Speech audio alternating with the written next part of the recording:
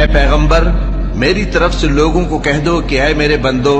جنہوں نے اپنی جانوں پر زیادتی کی ہے اللہ کی رحمت سے نا امید نہ ہونا، اللہ تو سب گناہوں کو بخش دیتا ہے،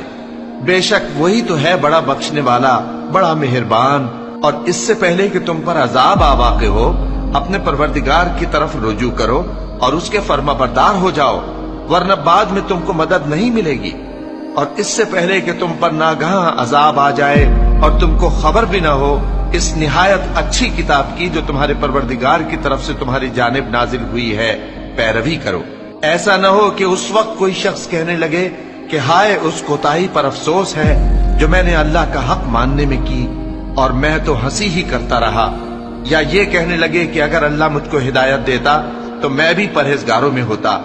یا جب عذاب دیکھ لے تو کہنے لگے کہ اگر مجھے پھر ایک دفعہ دنیا میں جانا ہو تو میں نیکوکاروں میں ہو جاؤں۔